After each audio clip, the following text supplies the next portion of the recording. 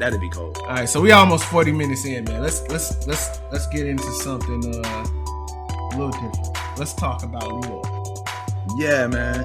I don't understand why people are so mad.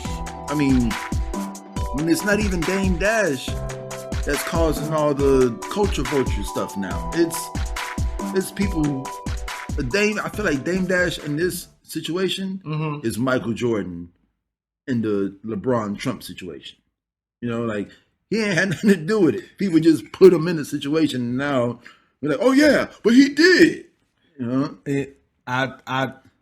So here's my thing, right? You got Lyor Cohen. Mm-hmm. Lyor Cohen works for Lyor Cohen, right? And he's the chief of his company is 300. No, I mean previously in the 90s, Def Jam Records. Oh yeah, right. So we have a man who works for a label that's trying to curry the favor of an artist to get that artist to earn for his label. Mm-hmm. Now, as a man that does business, there's nothing wrong with this kind of practice. So in a situation where you would see a Lyor Cohen trying to lure a Jay-Z away from a Biggs and a Dame Dash, I don't see the problem in that from the aspect of business is business. And if you could, you would. Yeah. Like if I had the opportunity to steal Jay-Z from Dame Dash, you think I wouldn't? Because Dame Dash is such a great human being. Like, come on, man.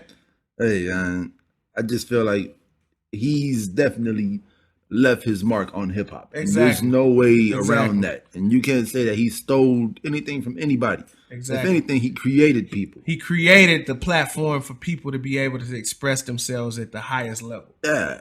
Like this is when. Who is he with right now? He got YouTube. No, I'm saying on 300. Who's on 300? I think it's Day Day right now. Day Day. Yeah, Day Day is the artist. No, Migos. You got Migos. You got Migos ain't on 300 no more. They with QC now. Quality Control. Rich the Kid. I know it's Day Day. I don't know about Young Thug.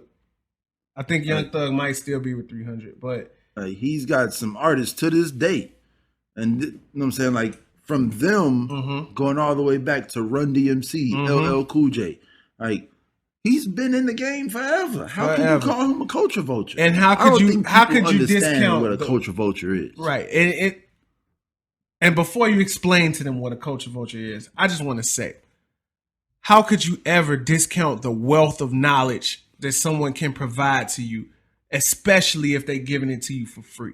Young kids, you need to listen to this. We didn't have opportunities where people told us how to do stuff.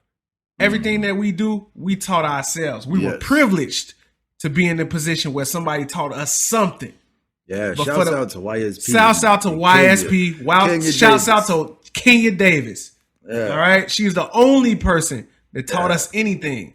Everything else we learned on our own. And we got a 60-minute interview of Lyor Cohen telling us stuff that he could charge us to learn. Mm-hmm. Like, man, so no matter how you feel about the man, you take the knowledge for what it is, especially if it's being given to you. Yeah.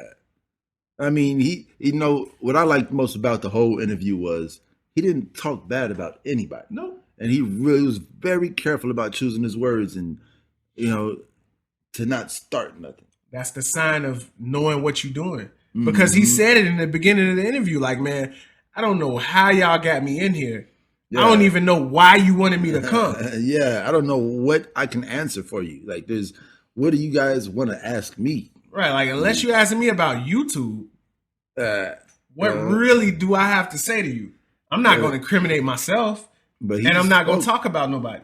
Yeah, man, just the way he called DMX Earl. It was like, wow, this guy is deep into the game. Because he knows Earl. Yeah, he put Earl up in Lake George. Lake George, by the way, is a beautiful town in the Adirondack Mountains. See, I've never been to...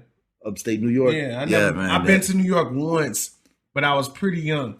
I've been to New York City a couple times. I lived in New York City for a couple of months, one time in my life. But yeah, the Adirondack Mountains in upstate New York, it's dope.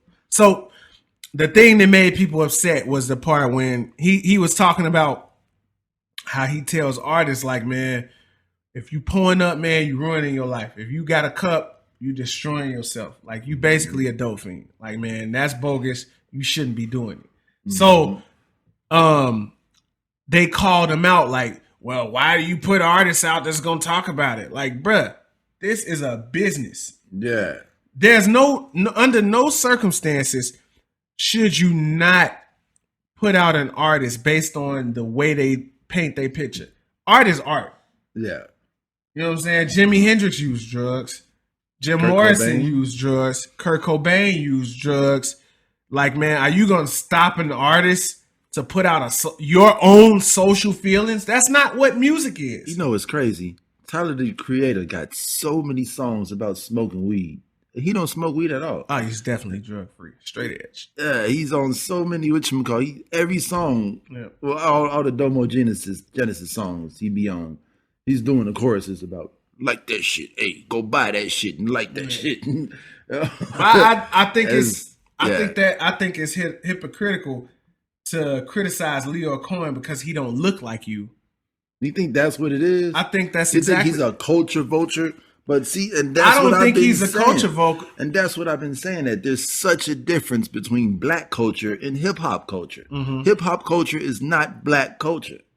You know? Like hip hop. Yeah, I agree with that. Yeah, hip hop culture is its own thing. Yeah. You know? Yeah. So for him not to look like you, he is still hip hop culture. Yeah. See, but people put the connotation of being black on top of hip hop because they want to claim as much as they can for black culture. Yeah, I mean, now don't get me wrong, they do cross paths a lot, you know? Like, I mean, of course, because it has to. Yeah, you have to go through this channel. Yeah. You have to go through black to get to hip hop. Hip hop has been a predominantly black culture. And brown. Black and brown. Yeah. From the beginning. You know, it wasn't an all black thing in the beginning. Right. You know? But yeah, most of the rappers in the golden era of hip hop, you know, the 90s, were black guys. Yeah.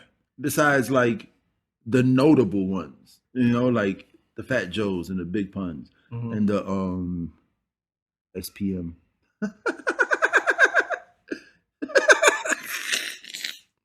And the you know, like Eminem came out in the late 90s. You know, like, it was like, oh wow. See, and that's what I'm talking about. You brought up the perfect example.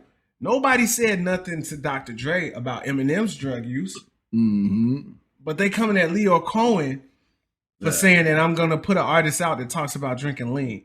He's an artist. That's his art. I can't tell him not to express himself. Yeah, I could just say, hey, you should probably not drink that stuff. Right. In person, I'm gonna tell him like, man, you fucking your life up, son. Yeah. You're drinking this bullshit and it's killing you. Yeah. But I'm not gonna disrupt your artistic flow. Mm-hmm. You know what I'm saying? And that's the problem that I got. Like, man. So what is it? Are they saying that he's a culture vulture in drug culture? No, because they asked him drug culture to make money. No, they asked him if he feels so strongly, why is he putting out artists to talk about these things? And it's like, because your job is not to curtail the art. Your job is to give the artist a platform. Yeah. No matter what that art may be. Mm-hmm.